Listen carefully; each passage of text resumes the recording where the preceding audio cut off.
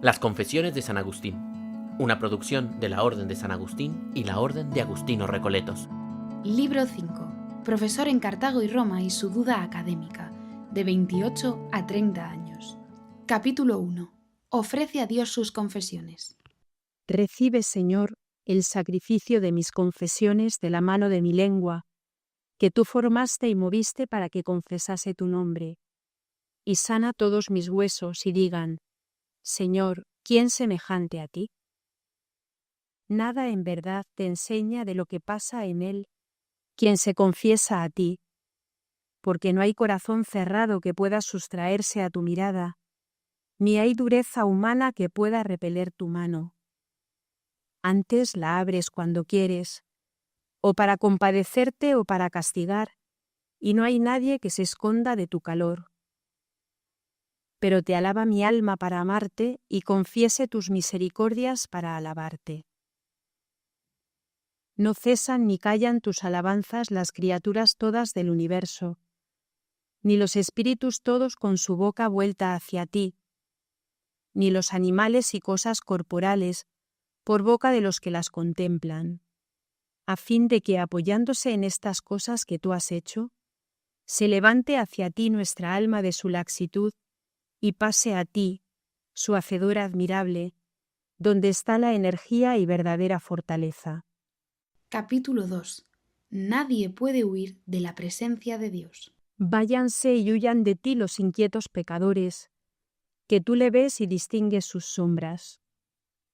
Y ved que con ellos hasta son más hermosas las cosas, no obstante ser ellos feos. ¿Y en qué te pudieron dañar? ¿O en qué pudieron mancillar tu imperio justo y entero desde los cielos hasta las cosas más ínfimas?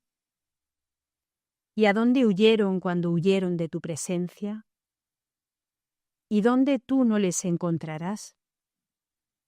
Huyeron, sí, por no verte a ti, que les estabas viendo, para cegados tropezar contigo, que no abandonas ninguna cosa de las que has hecho.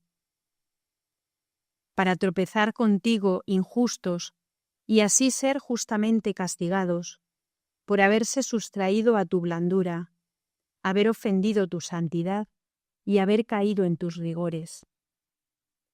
Ignoran estos, en efecto, que tú estás en todas partes, sin que ningún lugar te circunscriba, y que estás presente a todos, aun a aquellos que se alejan de ti. Así pues, que se conviertan y te busquen buscándote, porque tú no desamparas a tus criaturas, pese a que ellos abandonaron a su Creador. Que se conviertan, porque ya estás tú en sus corazones, en los corazones de los que te confiesan y se arrojan en ti, y lloran en tu seno a vista de sus caminos difíciles, y tú, fácil, enjugarás sus lágrimas. Y llorarán aún más y se gozarán en sus llantos, porque eres tú, Señor, y no ningún hombre de carne y sangre. Eres tú, Señor, que los hiciste, quien los restablece y consuela. ¿Y dónde estaba yo cuando te buscaba? Tú estabas ciertamente delante de mí, mas yo me había apartado de mí mismo y no me encontraba. ¿Cuánto menos a ti? Capítulo 3. Ante el renombrado Fausto Maniqueo. Voy a hablar en presencia de mi Dios de aquel año 29 de mi edad. Ya había llegado a Cartago uno de los obispos maniqueos, por nombre Fausto, gran lazo del demonio, en el que caían muchos por el encanto seductor de su elocuencia, la cual, aunque también yo ensalzaba, la sabía, sin embargo, distinguir de la verdad de las cosas, que eran las que yo anhelaba saber. Ni me cuidaba tanto de la calidad del plato de lenguaje, cuanto de las viandas de ciencia que en él me servía aquel tan renombrado Fausto. La fama me lo había presentado como un hombre doctísimo en toda clase de ciencias y sumamente instruido en las artes liberales. Y como yo había leído muchas cosas de los filósofos y las conservaba en la memoria, Me puse a comparar algunas de estas con las largas fábulas del maniqueísmo, pareciéndome más probables las dichas por aquellos que llegaron a conocer las cosas del mundo, aunque no dieron con su Creador. Porque tú eres grande, Señor, y miras las cosas humildes, y conoces de lejos las elevadas, y no te acercas sino a los contritos de corazón, ni serás hallado de los soberbios, aunque con curiosa pericia cuenten las estrellas del cielo y arenas del mar, y midan las regiones del cielo e investiguen el curso de los astros. Porque con solo el entendimiento e ingenio que tú les diste, han investigado estas cosas, y han descubierto muchas de ellas, y han predicho con muchos años de anticipación los eclipses del sol y de la luna en el día y hora en que han de suceder, y la parte que se ha de ocultar, sin que les falle nunca el cálculo, sucediendo siempre tal y como lo tienen anunciado. Además de esto, han dejado por escrito las reglas por ellos descubiertas, las cuales se enseñan hoy día en las escuelas, y conforme a ellas se predice en qué año y en qué mes del año, y en qué día del mes y en qué hora del día, y en qué parte de su luz se habrán de eclipsar el sol y la luna, sucediendo siempre como lo pronostican. Los ignorantes se admiran de esto y quedan pasmados de tales cosas, y los que las saben se glorían de ello, y se desvanecen, y con impía soberbia se apartan de tu luz y desfallecen. Y viendo con tanta antelación el defecto del sol que ha de suceder, no ven el suyo que lo tienen presente, porque no buscan religiosamente de dónde les viene el ingenio con que investigan estas cosas, y hallando que tú les has hecho, no se te dan así para que tú les conserves lo que les has dado, ni te ofrecen en sacrificio cuales se han hecho a sí mismos, ni dan muerte a sus altanerías como aves del cielo, ni a sus insaciables curiosidades, que como los peces del mar repasan las secretas sendas del abismo, ni a sus concupiscencias, que les asemejan a los cuadrúpedos del campo, a fin de que tú, oh Dios, fuego devorador, consumas estos sus cuidados de muerte y los recrees inmortalmente. Pero no conocieron el camino, tu verbo, tu palabra, por quien hiciste las cosas que numeran, a quienes las numeran, el criterio de su numeración y la inteligencia en virtud de la cual las numeran. Y aunque tu sabiduría no tiene número, tu mismo unigénito se ha hecho para nosotros sabiduría, justicia y santificación, y número entre nosotros, y ha pagado tributo al César. No conocieron este camino, por el que descendiendo de sí, bajasen a él y por él subiesen al mismo. No conocieron, digo, este camino, y se creyeron más elevados y resplandecientes que estrellas, y así vinieron a rodar por tierra, obscureciéndose su necio corazón. Cierto que dicen muchas cosas verdaderas de las criaturas, pero como no buscan piadosamente la verdad, es decir, al artífice de la criatura, de ahí que no lo encuentren, y si le encuentran, reconociéndole por Dios, no le honran como a Dios ni le dan gracias, antes se desvanecen con sus lucubraciones, y dicen de sí que son sabios, atribuyéndose a ellos lo que es tuyo, y por lo mismo, atribuyéndote a ti con perversísima ceguedad sus cosas, es decir, sus mentiras, a ti que eres la misma verdad, trocando la gloria de un Dios incorruptible por la semejanza de imagen de un hombre corruptible, de aves, cuadrúpedos y serpientes, y convierten tu verdad en su mentira, y adoran y sirven a la criatura más bien que al Creador. Retenía yo, sin embargo, en la memoria muchos dichos suyos verdaderos acerca de las criaturas, y hallaba ser tales respecto de los números, sucesión de las estaciones y visibles atestaciones de los astros, y los comparaba con los escritos de Manés, que sobre estas cosas escribió mucho, desbarrando sin tino, y no hallaba por ninguna parte la explicación de los solsticios y equinoccios, de los eclipses del sol y de la luna, y otras cosas por el estilo que yo había leído y entendido en los libros de la sabiduría de este siglo. Con todo, se me mandaba allí que creyera, aunque no me daban explicación alguna de aquellas doctrinas que yo tenía bien averiguadas por los números y el testimonio de mis ojos. Antes era muy diferente. Capítulo 4. Solo el conocimiento de Dios hace feliz. ¿Acaso, Señor, Dios de la verdad, quien quiera que sabe estas cosas te agrada a ti ya? Infeliz en verdad el hombre que sabiéndolas todas ellas te ignora a ti, y feliz en cambio quien te conoce aunque ignore aquellas. En cuanto a aquel que te conoce a ti y a aquellas, no es más feliz por causa de éstas, sino únicamente es feliz por ti, si conociéndote te glorifica como a tal y te da gracias y no se envanece en sus pensamientos. Porque así como es mejor el que sabe poseer un árbol y te da gracias por su utilidad, aunque ignore cuántos codos tiene de alto y cuántos de ancho, que no el que lo mide y cuenta todas sus ramas, pero no lo posee, ni conoce, ni ama a su Creador. Así el hombre fiel, cuyas son todas las riquezas del mundo, y que no teniendo nada lo posee todo por estar unido a ti, a quien sirven todas las cosas, aunque no sepa siquiera el curso de los septentriones, sería necio dudarlo, ciertamente mejor que aquel que mide los cielos y cuenta las estrellas, y pesa los elementos, pero es negligente contigo, que has dispuesto todas las cosas en número, peso y medida. Capítulo 5. Errores científicos de los maniqueos. Pero ¿quién le pedía al tal Manés que escribiese de estas cosas astronómicas, sin cuyo conocimiento se podría aprender la piedad? Porque tú has dicho al hombre, ved que la piedad es la sabiduría, la cual podía ciertamente ignorar aquel aunque conociese perfectamente éstas, mas porque no las conocía y se atrevía con suma imprudencia a señalarlas, claramente indicaba que de ningún modo conocía aquella.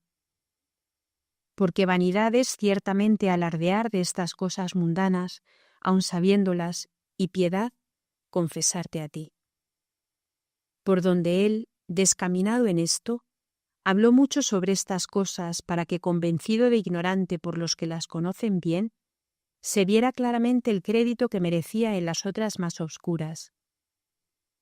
Porque no fue que él quisiera ser estimado en poco, antes tuvo empeño en persuadir a los demás de que tenía en sí personalmente y en la plenitud de su autoridad al Espíritu Santo, consolador y enriquecedor de tus fieles. Así que, sorprendido de error al hablar del cielo y de las estrellas, y del curso del sol y de la luna, aunque tales cosas no pertenezcan a la doctrina de la religión, claramente se descubre ser sacrílego su atrevimiento, al decir cosas no solo ignoradas, sino también falsas, y esto con tan besana vanidad de soberbia, que pretendiera se las tomasen como salidas de boca de una persona divina. Así pues, cuando oigo que algún hermano cristiano, este o aquel, ignora estas cosas y las confunde, llevo con paciencia su modo de opinar, y no veo que le dañe en nada mientras no crea cosas indignas de ti, Señor, Creador del universo, aunque ignore hasta el lugar y modo de estar del ser corporal. Le dañaría, en cambio, si creyese que esto pertenecía a la esencia de la piedad y con gran pertinacia se atreviese a afirmar lo que ignora. Pero aún esta flaqueza es soportada en los comienzos de la fe por la Madre Caridad, hasta que crezca y llegue el hombre nuevo a varón perfecto, y no pueda ser arrebatado por cualquier viento de doctrina. En cuanto a aquel, Manés, que se atrevió a hacerse maestro, autor, guía y cabeza de aquellos a quienes persuadía tales cosas, y en tal forma que los que le siguiesen creyeran que seguían no a un hombre cualquiera, sino a tu Espíritu Santo, ¿quién no juzgará que tan gran demencia, una vez demostrado ser todo impostura, debe ser detestada y arrojada muy lejos? Sin embargo, no había aún claramente averiguado si lo que había leído yo en otros libros sobre los cambios de los días y las noches unos más largos y otros más cortos, y sobre la sucesión del día y la noche, y de los eclipses del sol y de la luna, y otras cosas semejantes, podrían explicarse conforme a su doctrina, lo que de ser posible ya me dejaría en duda de si la cosa era así o no, en cuyo caso antepondría a mi fe la autoridad de aquel por el gran crédito de santidad en que le tenía. Capítulo 6. Encuentro de Agustín con Fausto facundo e ignorante. En estos 9 años escasos en que les oí con ánimo vagabundo, esperé con muy prolongado deseo la llegada de aquel anunciado Fausto, porque los demás maniqueos con quienes yo por casualidad topaba, no sabiendo responder a las cuestiones que les proponía, me remitían a él, quien a su llegada y una sencilla entrevista resolvería muy fácilmente y de modo clarísimo todas aquellas mis dificultades y aun otras mayores que se me ocurrieran. Tan pronto como llegó pude experimentar que se trataba de un hombre simpático, de grata conversación y que decía más dulcemente que los otros las mismas cosas. Pero, ¿qué prestaba a mi sed este elegantísimo servidor de copas preciosas? Ya tenía yo los oídos hartos de tales cosas, y ni me parecían mejores por estar mejor dichas, ni más verdaderas por estar mejor expuestas, ni su alma más sabia por ser más agraciado su rostro y pulido su lenguaje. No eran, buenos evaluadores de las cosas quienes me recomendaban a Fausto como a un hombre sabio y prudente porque les deleitaba con su facundia, al revés de otra clase de hombres que más de una vez hube de experimentar, que tenían por sospechosa la verdad y se negaban a reconocerla si les era presentada con lenguaje acicalado y florido. Pero para esta época ya había aprendido de ti, Señor, por modos ocultos y maravillosos, y creo que eras tú el que me enseñabas, porque era verdadero aquello, y nadie puede ser maestro de la verdad sino tú, sea cualquiera el lugar y modo en que ella brille. Ya había aprendido de ti, que no por decirse una cosa con elegancia debía tenerse por verdadera, ni falsa porque se diga con desaliño, ni a su vez verdadero lo que se dice toscamente, ni falso lo que se dice con estilo brillante, sino que la sabiduría y necedad son como manjares, provechosos o nocivos, y las palabras elegantes o triviales, como platos preciosos o humildes, en los que se pueden servir ambos manjares. Así pues, aquella ansia mía con que había esperado tanto tiempo a aquel hombre, se deleitaba de algún modo con el movimiento y afecto de sus disputas, y las palabras apropiadas que empleaba, y la facilidad con que se le venían a la boca para expresar sus ideas. Me deleitaba, ciertamente, y le alababa y ensalzaba con los demás, y aún mucho más que los demás. Sin embargo, me molestaba que en las reuniones de los oyentes no se me permitiera presentarle mis dudas y departir con él las cuestiones que me preocupaban, exponiéndole mis dificultades en forma de preguntas y respuestas. Cuando al fin lo pude, acompañado de mis amigos, comencé a hablarle la ocasión y lugar más oportunos para tales discusiones, presentándole algunas objeciones de las que me hacían más fuerza. Pero conocí al punto que era un hombre totalmente ayuno de las artes liberales, a excepción de la gramática, que conocía de un modo vulgar. Sin embargo, como había leído algunos discursos de Marco Tulio, algún que otro libro de Séneca, algunos trozos de los poetas y los escritos de la secta, compuestos en un latín limado y elegante, y por otra parte se estaba ejercitando todos los días en hablar, había adquirido gran facilidad de expresión, la que él hacía más grata y seductora, con la agudeza de su ingenio y cierta gracia natural. ¿Es así o no como lo cuento, Señor y Dios mío, juez de mi conciencia? Delante de ti están mi corazón y mi memoria, quien entonces obraba conmigo en lo secreto de tu providencia, y ponías ante mis ojos mis vergonzosos errores, para que los viese y los odiase. Capítulo 7. La desilusión maniquea. Así que cuando comprendí claramente que era un ignorante en aquellas artes, en las que yo le creía muy aventajado, comencé a desesperar de que me pudiese aclarar y resolver las dificultades que me tenían preocupado. Cierto que podía ignorar tales cosas y poseer la verdad de la religión. Pero esto a condición de no ser maniqueo, porque sus libros están llenos de larguísimas fábulas acerca del cielo y de las estrellas, del sol y de la luna, las cuales no juzgaba yo ya que me las pudiera explicar sutilmente como lo deseaba, cotejándolas con los cálculos de los números que había leído en otras partes, para ver si era así como se contenía en los libros de Manés, y si daban buena razón de las cosas o al menos era igual que la de aquellos. Pero él, cuando presenté a su consideración y discusión dichas cuestiones, no se atrevió con gran modestia a tomar sobre sí semejante carga, pues conocía ciertamente que ignoraba tales cosas y no se avergonzaba de confesar. No era él del número de aquella caterva de charlatanes que había tenido yo que sufrir, empeñados en enseñarme tales cosas, para luego no decirme nada. Este, en cambio, tenía un corazón, si no dirigido a ti, al menos no demasiado incauto en orden así. No era tan ignorante que ignorase su ignorancia, por lo que no quiso meterse disputando en un callejón de donde no pudiese salir o le fuese muy difícil la retirada. Aun por esto me agradó mucho más, por ser la modestia de un alma que se conoce más hermosa que las mismas cosas que deseaba conocer. Y en todas las cuestiones dificultosas y sutiles le hallé siempre igual.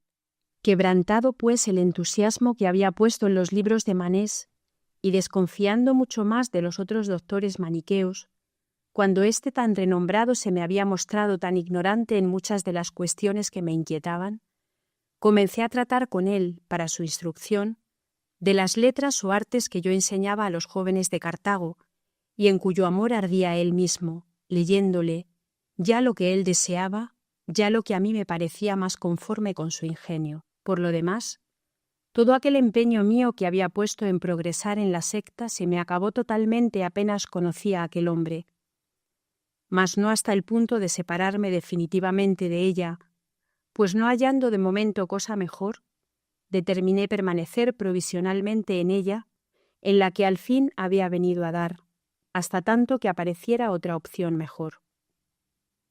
De este modo, aquel Fausto que había sido para muchos lazo de muerte, fue sin saberlo ni quererlo, quien comenzó a desatar el que a mí me tenía preso. Y es que tus manos, Dios mío, no abandonaban mi alma en el secreto de tu providencia, y que mi madre no cesaba día y noche de ofrecerte en sacrificio por mí la sangre de su corazón que corría por sus lágrimas. Y tú, Señor, obraste conmigo por modos admirables, pues obra tuya fue aquella, Dios mío. Porque el Señor es quien dirige los pasos del hombre y quien escoge su camino. ¿Y quién podrá procurarnos la salud sino tu mano, que rehace lo que ha hecho? Capítulo 8. Traslado a Roma engañando a su madre. También fue obra tuya para conmigo el que me persuadiese en irme a Roma y allí enseñar lo que enseñaba en Cartago.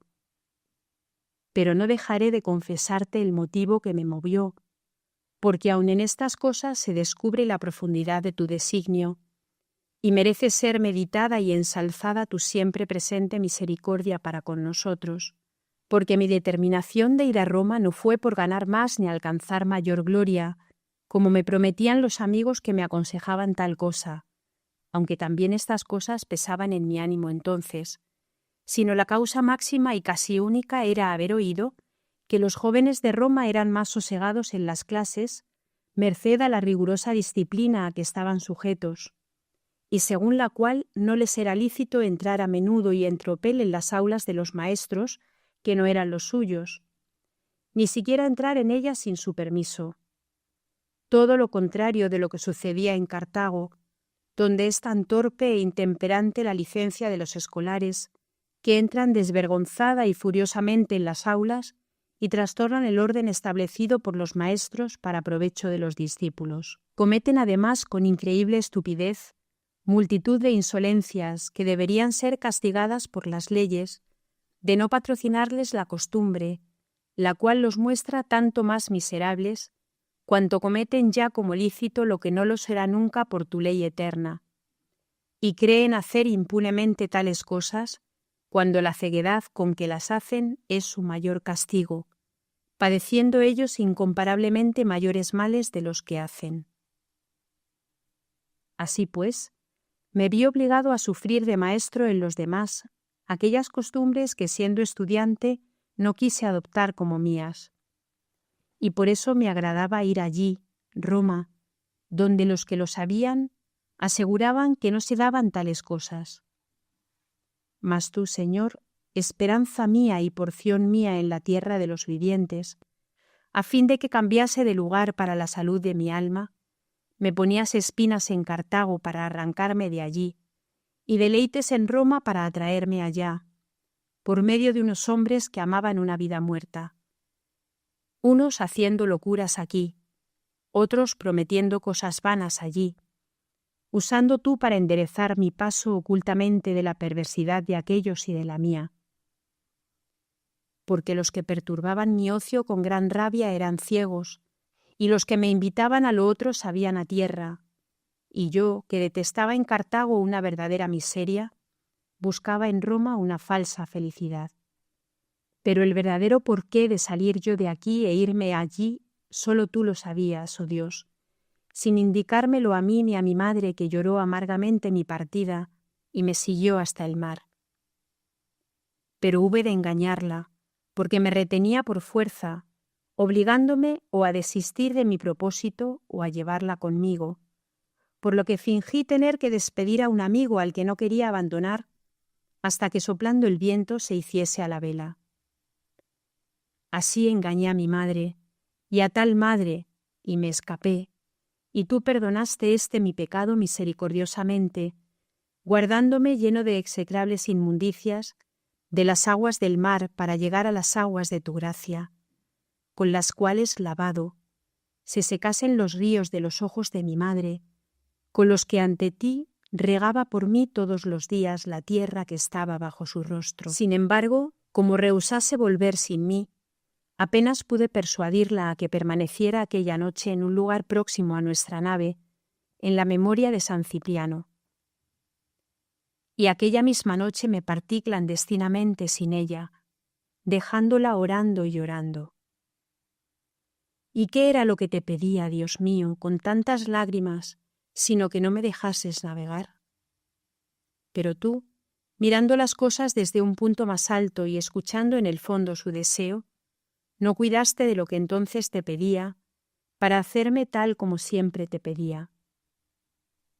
Sopló el viento, hinchó nuestras velas y desapareció de nuestra vista la playa, en la que mi madre a la mañana siguiente enloquecía de dolor, llenando de quejas y gemidos tus oídos, que no los atendían.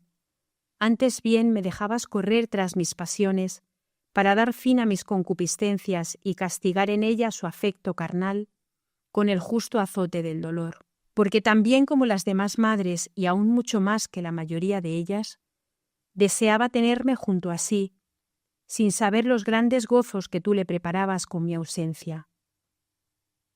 No lo sabía, y por eso lloraba y se lamentaba, acusando con tales lamentos el fondo que había en ella de Eva, al buscar con gemidos lo que con gemidos había parido. Por fin, después de haberme acusado de mentiroso y mal hijo y haberte rogado de nuevo por mí, se volvió a su vida ordinaria y yo a Roma. Capítulo 9. Enfermedad del hijo y oraciones de la madre.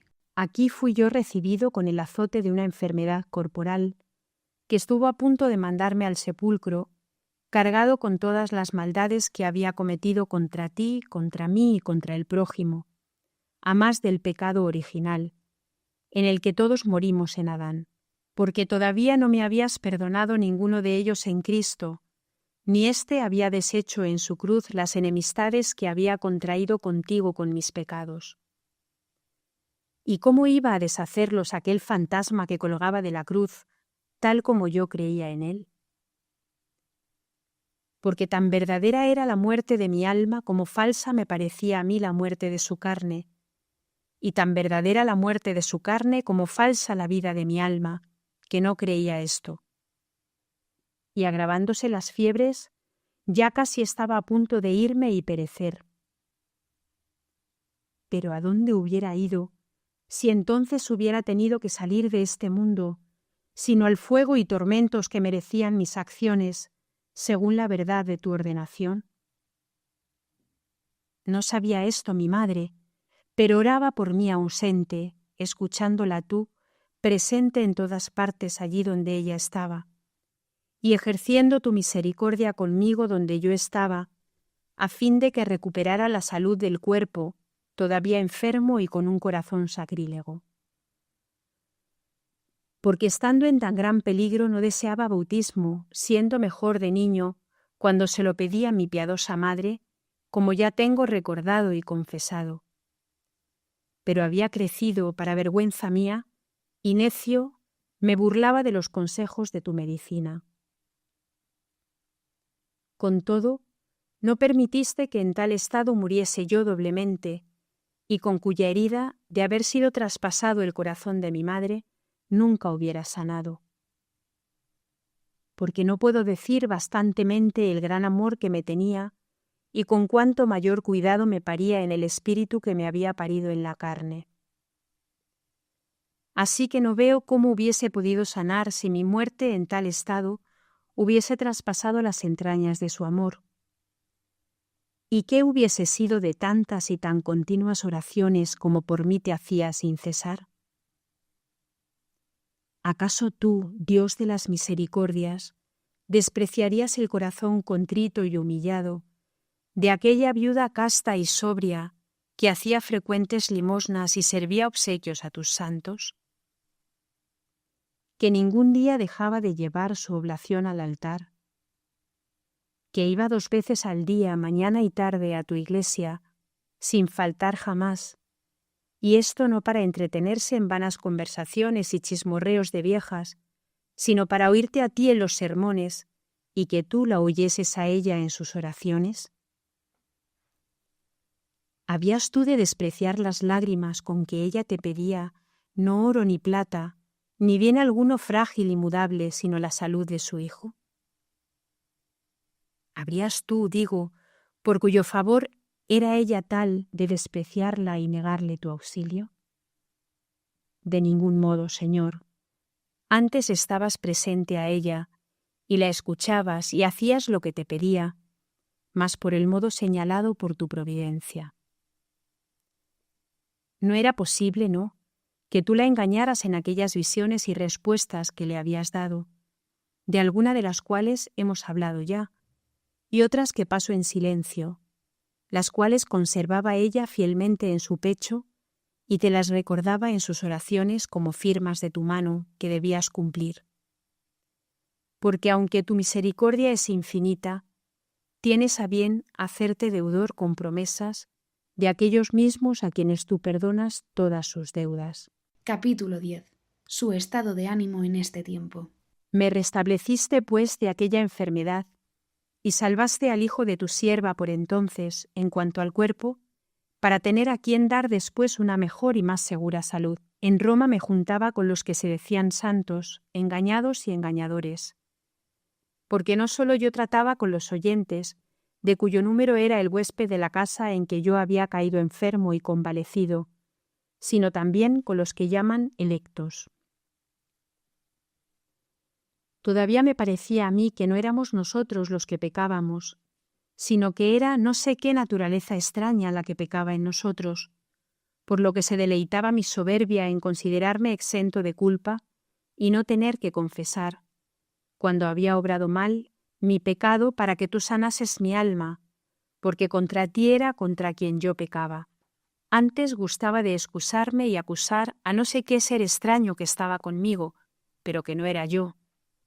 Pero en verdad, yo era todo aquello, y mi impiedad me había dividido contra mí mismo. Y lo más incurable de mi pecado era que no me tenía por pecador, deseando más mi execrable iniquidad que tú fueras vencido por mí, en mí, para mi perdición, que no serlo yo por ti para mi salvación.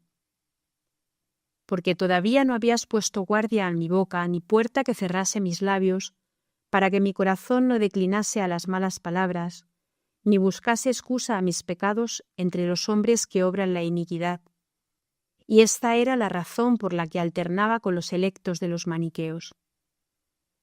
Pero desesperando ya de poder hacer algún progreso en aquella falsa doctrina, y aun las mismas cosas que había determinado conservar, hasta no hallar algo mejor, las profesaba ya con tibieza y negligencia. Por este tiempo se me vino también a la mente la idea de que los filósofos que llaman académicos habían sido los más prudentes, por tener como principio que se debe dudar de todas las cosas y que ninguna verdad puede ser comprendida por el hombre. Así me pareció entonces que habían claramente sentido, según se cree vulgarmente, por no haber todavía entendido su intención. En cuanto a mi huésped, no me recaté de llamarle la atención sobre la excesiva credulidad que vi tenía en aquellas cosas fabulosas de que estaban llenos los libros maniqueos.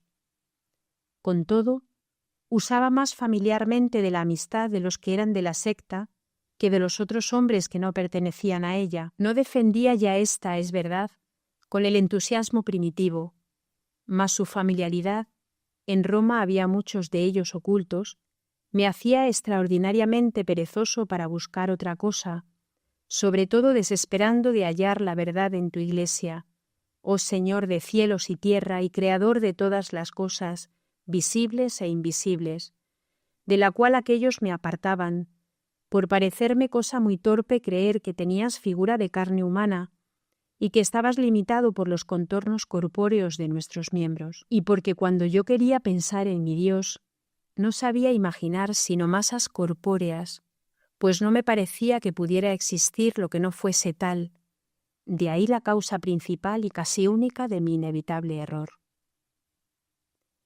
De aquí nacía también mi creencia de que la sustancia del mal era propiamente tal, corpórea, y de que era una mole negra y deforme, ya grasa a la que llamaban tierra, ya tenue y sutil como el cuerpo del aire, la cual imaginaban como una mente maligna que reptaba sobre la tierra. Y como la piedad, por poca que fuese, me obligaba a creer que un Dios bueno no podía crear naturaleza alguna mala, las imaginaba como dos moles entre sí contrarias, ambas infinitas, aunque menor la mala y mayor la buena. Y de este principio pestilencial se me seguían los otros sacrilegios, porque intentando mi alma recurrir a la fe católica, era rechazado, porque no era fe católica aquella que yo imaginaba. Y me parecía ser más piadoso, oh Dios, a quien alaban en mí tus misericordias, en creerte infinito por todas partes, a excepción de aquella porque se te oponía la masa del mal, que no juzgarte limitado por todas partes por las formas del cuerpo humano.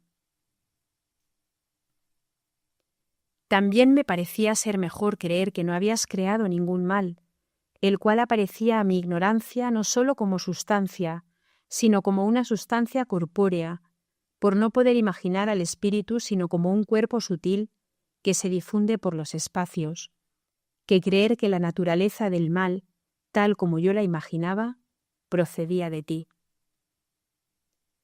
Al mismo Salvador nuestro, tu unigénito, de tal modo le juzgaba salido de aquella masa lucidísima de tu mole para salud nuestra, que no creía de él sino lo que mi vanidad me sugería.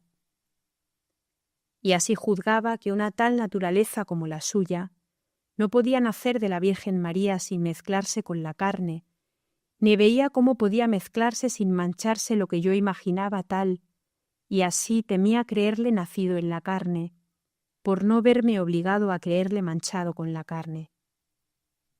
Sin duda, estoy viendo que tus personas espirituales sonreirán ahora amable y comprensivamente al leer estas mis confesiones. Pero realmente así era yo.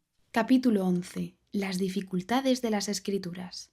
Por otra parte, no creía ya que las cosas que reprendían aquellos los maniqueos en tus escrituras podían sostenerse.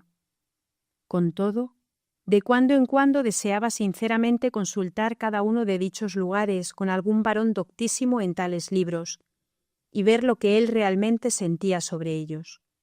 Porque ya estando en Cartago habían empezado a moverme los discursos de un tal Elpidio, que públicamente habló y disertó contra los maniqueos, alegando tales cosas de la Sagrada Escritura que no era fácil refutarle. En cambio, la respuesta que aquellos dieron me pareció muy débil, y aun esta no la daban fácilmente en público, sino a nosotros muy en secreto, diciendo que las Escrituras del Nuevo Testamento habían sido falseadas por no sé quiénes, que habían querido mezclar la ley de los judíos con la fe cristiana, bien que ellos no podían presentar ningún ejemplo convincente. Pero lo que principalmente me tenía cogido y ahogado eran las corporeidades que yo imaginaba cuando pensaba en aquellas dos grandes moles que parecían oprimirme y bajo cuyo peso, anhelante, me era imposible respirar el aura pura y sencilla de tu verdad. Capítulo 12. Trapacería de los estudiantes romanos. Con toda diligencia había empezado a poner por obra el designio que me había llevado a Roma, y que era enseñar el arte retórico, comenzando por reunir al principio a algunos estudiantes en casa para darme a conocer a ellos y por su medio a los demás. Mas al punto advertí con sorpresa que los estudiantes de Roma hacían otras travesuras que no había experimentado con los de Cartago, porque si era verdad, como me habían asegurado, que aquí, Roma, no se practicaban aquellas trastadas de los jóvenes perdidos de allí, Cartago, también me aseguraban que aquí los estudiantes se concertaban mutuamente para dejar de repente de asistir a las clases y pasarse a otro maestro, con el fin de no pagar el salario debido, faltando así a su fe y teniendo en nada la justicia por amor del dinero. Odiaba también a estos mi corazón, aunque no con odio perfecto, porque realmente más les aborrecía por el perjuicio que me causaban que por la injusticia en sí que cometían. Infames son, sin duda, los que así obran y andan divorciados de ti, amando unas burlas y engaños pasajeros, y un interés de lodo que no se puede coger con la mano sin mancharse, acogiéndose al mundo efímero que huye, y despreciándote a ti, que permaneces eternamente y llamas y perdonas al alma humana pecadora que se vuelve a ti.